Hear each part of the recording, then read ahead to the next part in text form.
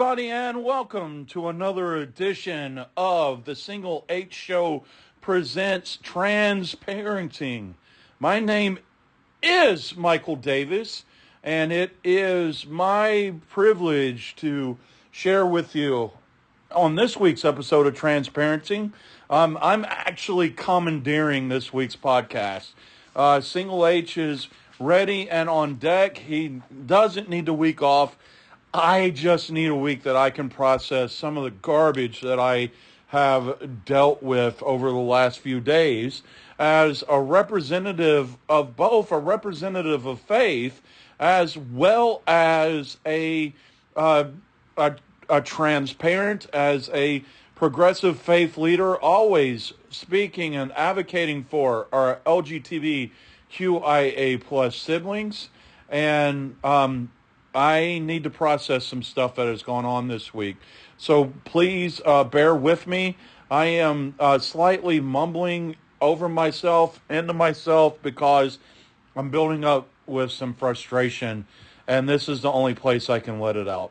So today's episode, I am talking about, once again, the most recent school board meeting in the town that I am pastor, that I am the worship leader, the church, the worship center where I serve is in. I have the blessing of being a community leader or a community participant, and I go to the school board because I know LGBTQIA plus students, especially in the local high school, and everybody deserves a right to have an advocate that speaks out for them. This last meeting, I went for two very specific reasons. There was one proposal during the meeting that was a proposal against California AB 495. And what 495 is, it is a bill that's also known as the Family Unity and Preparedness Act. It's kind of constructed because of some of the issues that we are dealing with right now as American citizens, with the overrun of ICE agents, overrun of the immigration officials, and so forth. And there has to be some kind of set documentation that says, hey, if there's a kid that's left at these schools because mom or dad, grandma or grandpa, aunt or uncle have been wrongfully arrested, the word that I'm starting to see is vanished. Wrongfully vanished. And I think that is a word that I would prefer to use. When that you arrest someone without due process, it's not an arrest. I can't say that they're doing their work. I refuse to call it an arrest. It's a vanishing. So they need to work through ways to deal with these vanishings. So existing in the state of California is California AB 495 that creates these set standards for parents to be able to have at a very quick moment of an emergency, to be able to say, hey, if I'm not here, this is the person who can get my child. This is the person that can come and be there and to care for them. Another reason that this is kind of set in place, especially in California, I'm sitting here in San Diego County. There's still a naval presence here. There is definitely a strong Marine presence here in San Diego. And within all these things, there are times and moments that individuals could be deployed at a moment's notice. And through that deployment, they have to have things set up. You may have a single parent that has a kid, but they're in a military issue. They may have a co-parentship, but one of those parents moves away, so then grandma and grandpa and uncle have to step in and care for these things. So AB 55 kind of makes it strengthens our legal tools for short-term guardianship and expands the use of caregivers, authorities, affidavits, while also requiring schools and child care facilities to implement these things. So one of the first things that I talked about this week was that because there are two heavily right wing individuals that have decided to use this California AB 495 as another extension to push their ideas of mandated parental rights is what they call parental rights. And what they have been pushing, especially the wording in their proposal, is that they see this as something that's taking away student parent rights from the students. So these two very highly right-wing individuals put out this resolution that shares the following. These board members request a resolution opposing Assembly Bill 495, also known as the Family Unity and Preparedness Act, in response to its negative impact on parental authority. AB 495 would grant non-parental adults a significant decision-making power over children, undermining the rights of the parents to direct their children's education, health care, and legal matters, further creating a dangerous precedent by bypassing parental rights and eroding the legal precautions that ensure parents remain the primary decision makers in their children's lives. So I'm going to share with you a quick soundbite from my response to this, and then we'll come back and talk to about some of the more heated moments of the evening. Board, thank you for letting me share with you this evening. I stand before you today in support of California AB 495, the Family Preparedness Plan Act of 2025, because I believe in a community that prioritizes the safety and well-being of our children, especially in times of uncertainty. This bill is designed not to undermine parental authority, but to strengthen our families during stressful times such as immigration enforcement or military deployment. It empowers families to craft plans that ensure their children are cared for and protected, reinforcing the notion that every child deserves stability and support regardless of their circumstances. Opposing AB 495 sends a message that we do not value the safety of all families, particularly those facing systemic challenges. Instead, we should embrace policies that protect our children, acknowledge the diverse realities of the families in our community. By supporting AB 495, we affirm our commitment to nurturing a safe environment for every child, ensuring that their rights and well-being are at the forefront of our decisions. Let us come together and support measures that enhance parents' rights while also recognizing the need for flexibility and compassion in our legal system. So that's just a little bit of my response to what was shared. Later on in the evening, and I have to share with you a little bit, I believe that we talked about this some during the last edition of the Single Age Show, is there is a heavily radical individual on the school board who has been using really harsh anti-left, anti-trans verbiage within their conversations, and it's becoming quite harmful.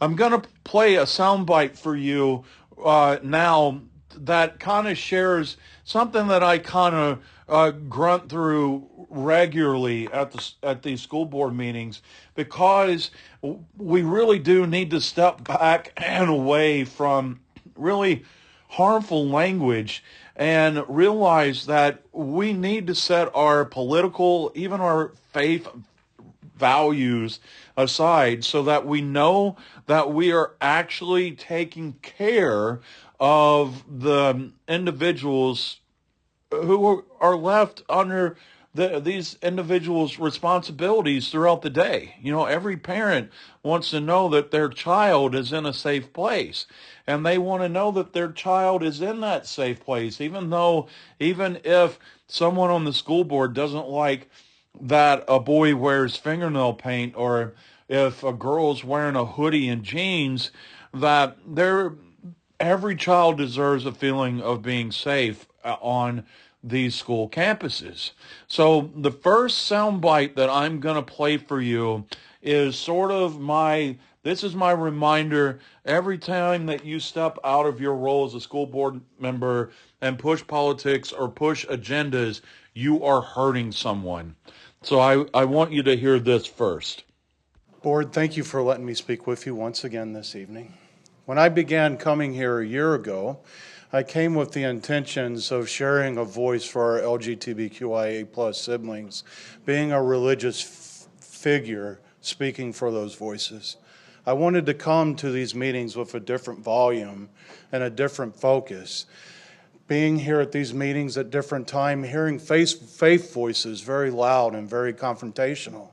It's always been my goal to be the calmer voice to encourage the board to do things to make sure that no one is left behind.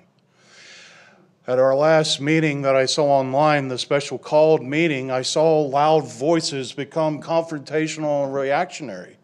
Very loud voices calling out liberal participants for different reasons. I still want to come as a calm voice this evening, even with dealing with that confrontation, because every time our voices get louder, people suffer.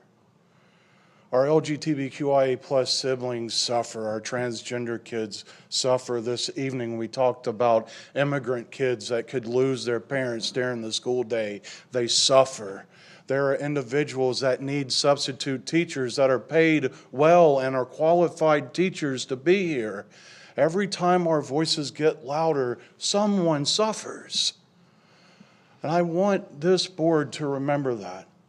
This evening, I heard one voice share something very clear and calm that should set the standard for how everybody on this board works. And by the way, it's the only voice that matters in this room. It was the words of our student board member this evening as she talked to the entire board and everyone in this room. How can we act with each other so that we are the calm voices that don't accidentally hurt people because we're too busy screaming? So now we're going to go into some verbiage that came towards the end of the meeting. And before you get to this part, I want to prepare you. You are going to hear some trigger language. You are going to hear anti-trans, harmful language. I do apologize for what that you are about to hear, but this is the reality of what we are dealing with as parents of LGBTQIA plus children. We have these school boards across the nation that are full of individuals that come into these settings with right-wing propaganda garbage, and it becomes this situation that those kids are being put in places of harm.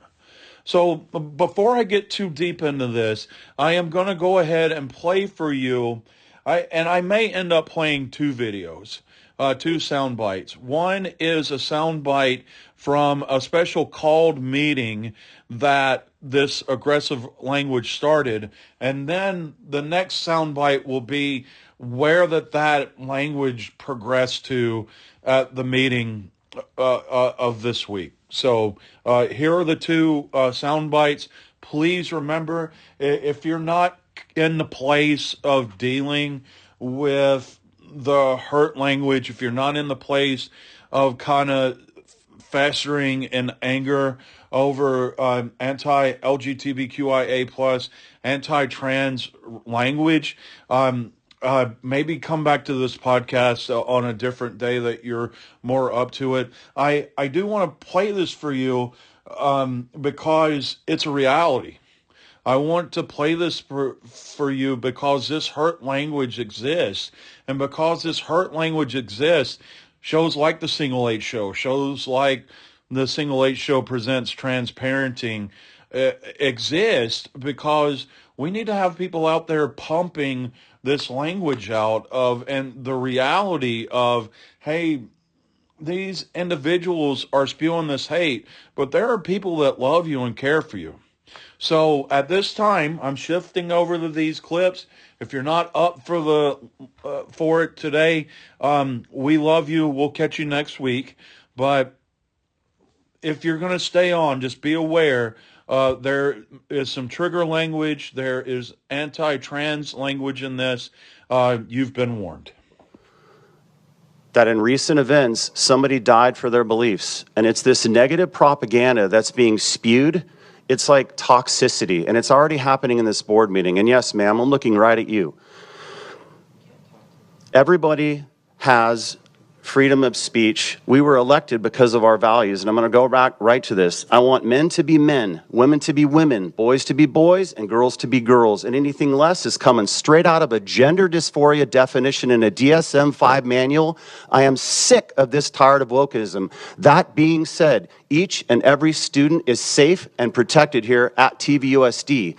But again, I am advocating for the parents that voted me into this chair because of my beliefs. My traditional family values are such that I do not want somebody with an XY chromosome competing with somebody with an XX chromosome, vice versa. That's it. Again, turning this social construct into a biological reality, and that's it. And you know what? Stop your hateful rhetoric because they're lies. You want to come in here just like this. You want to come in here and you want to interrupt the meeting and then accuse me for being cruel? I'm sorry. You've got it twisted. And one thing I want to do is people quote scripture. It's totally fine. I'm going to quote it too. And I wasn't prepared to do this tonight, but I'm going to. Philippians 4, meditate on these things. Finally, brethren, whatever things are true, whatever things are noble, whatever things are just, whatever things are pure, whatever things are lovely, whatever things are of good report, if there is any virtue, and if there is anything praiseworthy, meditate on these things. That does not include meditating on a boy going into a girl's locker room. It is none of those things.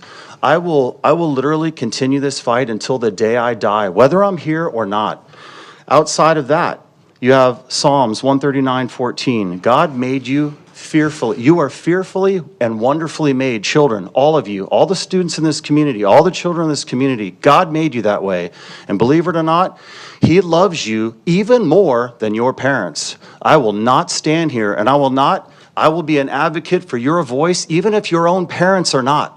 You are used as a political pawn. I'm not just talking about in this school. I'm not just talking about one school. I'm talking about all across the nation.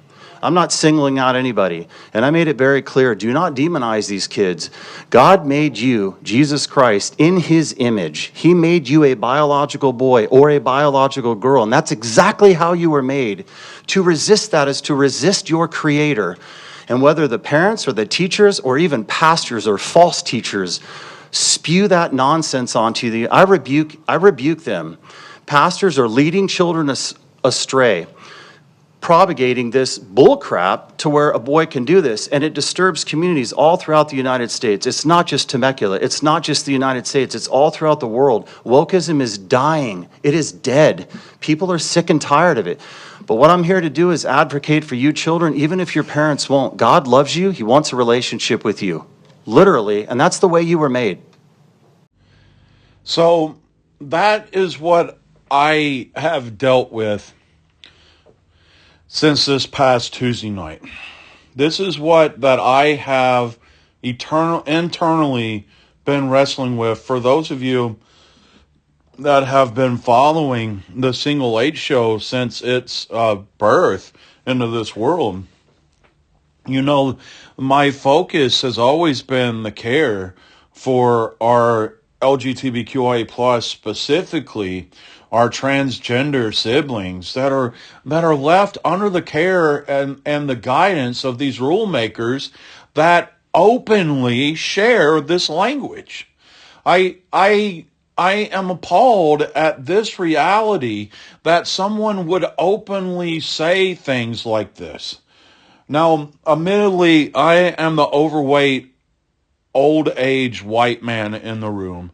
So some of the things I'm about to say, I don't have the authority to say this. And some people may say I'm watering it down. Other people may say, hey, don't absorb one conflict in the other. I get it. But I can only imagine being at a school board meeting in the 1960s and hearing an individual with the same level and the same aggression talk about why that schools still need to be segregated and why African American kids shouldn't be in the same restrooms as Caucasian kids. I mean, I hear this aggressive, hurt-filled language to a very specific select group of kids, and then literally I can only think, man, if this individual changed their words to any other minority, I wonder if they would specifically hear what they're actually saying. And to be able to dispute that hate-filled language about transgender kids, to spew that hate-filled language about parents of transgender kids that are only trying to do the best for their kids, it hurts and it's painful and it kills me to think about it. So I want to read for you right now a letter that I wrote to that school board member. I am writing to address your recent comments regarding transgender children and their parents. Your statements reflect a profound misunderstanding of the complexities surrounding transgender identities and the experiences of those involved. It's essential to acknowledge the immense love and advocacy that parents of transgender children demonstrate. These parents navigate a landscape filled with misinformation and stigmas, standing beside their children and fighting for their right to live authentically. This advocacy arises from a deep love and desire to protect their children from harm that can be exacerbated by harmful language and attitudes as displayed Tuesday night. Your rhetoric, filled with fear and anger, fails to recognize the humanity of transgender individuals, painting them as a political pawns rather than the complex, beautiful individuals they are.